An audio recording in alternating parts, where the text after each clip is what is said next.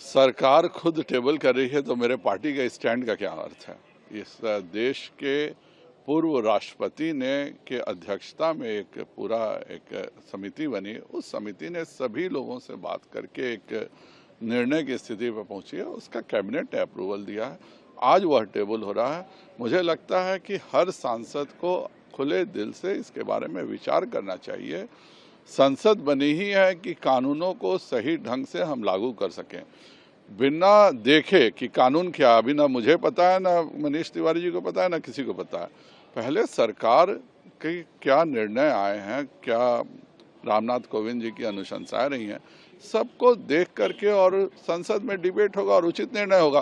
पर यह कहना कि बाबा साहब भीमराव आम्बेडकर जी ने, जवाहरलाल नेहरू जी ने, सरदार वल्लभ भाई पटेल जी ने, डॉक्टर राजेंद्र प्रसाद जी ने जो फैसला 1950 में लिया था और 20 सालों तक एक साथ देश के और राज्य के चुनाव एक साथ चलते थे, वह सब गलत थे और मैं ही एक अक्लमंद हूँ। यह बात जो कह रहा है उसकी बुद्धि पर मुझे तरस आता है। विपक्ष की कई पार्टियां हैं जो इसका विरोध कर रही है, खास करके कांग्रेस पार्टी तो वन नेशन वन इलेक्शन का विरोध कर रही है। क्यों कर रहे हैं बताएंगे। लोकसभा तो इसी के लिए बना। उनकी भी बात हम सुनेंगे, हम अपनी भी बात रखेंगे और यह संविधान संशोधन होना है। अगर जब भी आएगा तो इसको सब मिलकर बात तो करें। बिना बात किए कोई चीज को आउटराइट रिजेक्ट कर देना, वो भी एक ऐसी चीज को रिजेक्ट करना जो संविधान की रचना के साथ लागू हुआ था और 20 वर्षों तक चला था।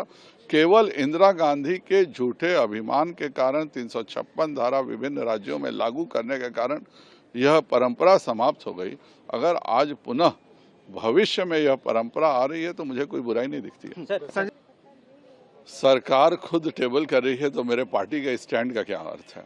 इस देश के पूर्व राष्ट्रपति ने के अध्यक्षता में एक समिति बनी। उस समिति ने सभी लोगों से बात करके एक निर्णय की स्थिति पर पहुंची है। उसका कैबिनेट ने अप्रूवल दिया है।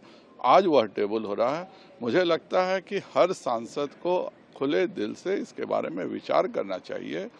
संसद बनी ही है कि कानूनों को सही ढंग से हम लागू कर सकें, बिना देखे कि कानून क्या। अभी ना मुझे पता है, ना मनीष तिवारी जी को पता है, ना किसी को पता है।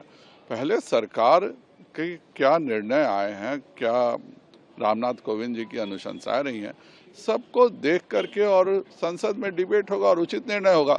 पर यह कहना कि बाबा साहब भीमराव आम्बेडकर जी ने, जवाहरलाल नेहरू जी ने, सरदार वल्लभ भाई पटेल जी ने, डॉक्टर राजेंद्र प्रसाद जी ने जो फैसला 1950 में लिया था और 20 सालों तक एक साथ देश के और राज्य के चुनाव एक साथ चलते थे, वह सब गलत थे और मैं ही एक अक्लमंद हूँ।